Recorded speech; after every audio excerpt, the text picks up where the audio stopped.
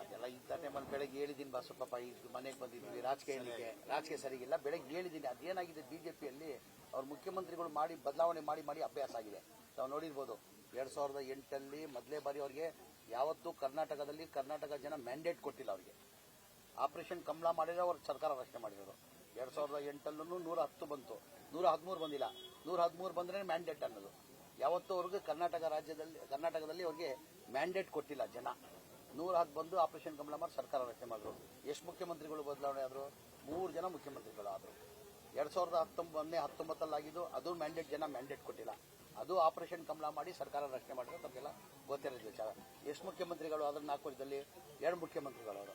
ಅವ್ರೇನು ತಿಳ್ಕೊಂಡವ್ರೆ ಈ ಬಿಜೆಪಿಯಲ್ಲಿ ಪದ್ಧತಿ ಇರೋದು ಕಾಂಗ್ರೆಸ್ನಲ್ಲಿ ಇರ್ಬೋದು ಅಂತ. ನಮಗೆಲ್ಲ ಗೊತ್ತಿದ್ದಂಗೆ 2013 ಹಿಡ್ಕೊಂಡು 2018ವರೆಗೂ ಮನೆ ಸಿದ್ದರಾಮಯ್ಯ ಅವರು ಮುಖ್ಯಮಂತ್ರಿ ಆಗಿದ್ರು.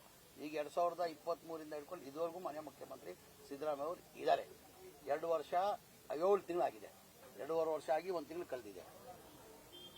ಈಗ ಮುಖ್ಯಮಂತ್ರಿ ಯಾವಾಗ ನಾವು ಚರ್ಚೆ ಮಾಡಬೇಕಾಗಿರೋದು? ಆ ಮುಖ್ಯಮಂತ್ರಿ ಕುರ್ಚಿ ಖಾಲಿ ಇದ್ರೆ ಮಾತಾಡ್ತಾನೆ. ಆ ಕುರ್ಚಿಯಲ್ಲಿ ಸಿದ್ದರಾಮಯ್ಯ ಕೂತಿದ್ದಾರೆ. ಆ ಕುರ್ಚಿ ಬದಲಾವಣೆ ಮಾಡಬೇಕಾದ್ರೆ ಯಾರು ಮಾಡಬೇಕಾಗ್ತದೆ? ಪ್ರಸಾದ್ ಹಬ್ಬ ಅವರು ಮಾಡೋಕ್ಕಾಗಲ್ಲ, ದೀಪಕ್ ಅವರು ಮಾಡೋಕ್ಕಾಗಲ್ಲ, ಅಲ್ತಾಫ್ ಅವರು ಮಾಡೋಕ್ಕಾಗಲ್ಲ, ನಾನು ಮಾಡೋಕ್ಕಾಗಲ್ಲ.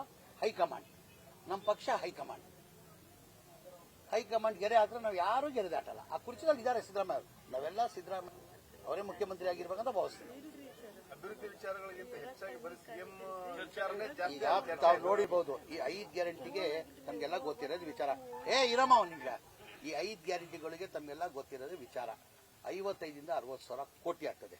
ಅವಾಗ ಚುನಾವಣೆ ಟೈಮಲ್ಲಿ ನಾವೆಲ್ಲ ಕಡೆ ಘೋಷಣೆ ಮಾಡಿದ್ವಿ. ನಮ್ಮ ಸರ್ಕಾರ ಬಂದ್ರೆ ನಾವು 5 ಗ್ಯಾರಂಟಿನ ಲಾಗು ಮಾಡ್ತೀವಿ ಅಂತ ನಾವು ಘೋಷಣೆ ಮಾಡಿದ್ವಿ. ನಮ್ಮಿ ಜನ 139 ಸೀಟ್ ನಮ್ಮ ಪಕ್ಷಕ್ಕೆ ಗೆಲ್ಸ್ಕೊಟ್ರು. ಬಿಜೆಪಿಯವರು ಏನಂದ್ರು, ಈ ಗ್ಯಾರಂಟಿಗಳು ಲಾಗು ಮಾಡೋಕ್ಕೆ ಸಾಧ್ಯ ಆಗಲ್ಲ, ಇದು ಬರೀ ರಾಜಕೀಯ ಭಾಷಣ ಮಾಡಿದ್ದಾರೆ ಇವರು. ಈ ಗ್ಯಾರಂಟಿಗಳು ಲಾಗು ಮಾಡಬೇಕಾದ್ರೆ 55 60 ಸಾವಿರ ಕೋಟಿ ಆಗ್ತದಂದ್ರು. ನಮ್ಮ ಸರ್ಕಾರ ಬಂದು ಒಂದೇ ತಿಂಗಳಲ್ಲಿ 5 ಗ್ಯಾರಂಟಿಯನ್ನು ಜಾರಿ ಮಾಡಿದ್ರೆ ತಮಗೆಲ್ಲ ಗೊತ್ತಿರೋದು. ಅದ್ರ ಜೊತೆಯಲ್ಲಿ ಅವಾಗ ಯಾವ ಗ್ಯಾರಂಟಿನೂ ಇರಲಿಲ್ಲ. ಈ ಮನೆಗಳು ವಿಚಾರ ಹೇಳ್ತೀನಿ ನಾನು. ಹೋದ್ಸತಿನೂ ಹೇಳಿದ್ದೀನಿ ನಾನು. ಈ ಮನೆಗಳು ಅವಾಗ ಗ್ಯಾರಂಟಿನೂ ಇಲ್ಲ, ಮತ್ತೊಂದು ಇಲ್ಲ. ಈ ಬಡವ್ರು ಬೀದಿಯಲ್ಲಿ ಇದ್ದಿದ್ದ ಕಾರಣಕ್ಕೆ ನಾವು 6ನೇ ಗ್ಯಾರಂಟಿ ಅಂತ ನಾನು ಹೇಳ್ತೀನಿ. 6ನೇ ಗ್ಯಾರಂಟಿ ಅಂತೀನಿ ನಾನು. ನಮ್ಮ ಸ್ಲಮ್ ಬೋರ್ಡ್ದು 1,80,000, ರಾಜೀವ್ ಗಾಂಧಿ ಏಜ್ ಸ್ಕೀಮ್ದು 47,800, ಒಟ್ಟಾಗಿ 2,30,000 ಮನೆಗಳು ಕಂಪ್ಲೀಟ್ ಮಾಡಬೇಕಾದ್ರೆ 9,500 ಕೋಟಿ ಬೇಕಾಗ್ತದೆ. ಅವಾಗ ಬಿಜೆಪಿ ಅವ್ರಿಗೆ ಏನಕ್ಕೆ ಮಾಡಿಲ್ಲ? ಅವ್ರು ಮಾಡ್ಬೋದು. ನ್ಯೂಸ್ ಫಸ್ಟ್, ನಿರ್ಭೀತಿಯಿಂದ ನಿಮ್ಮ ಪರವಾಗಿ.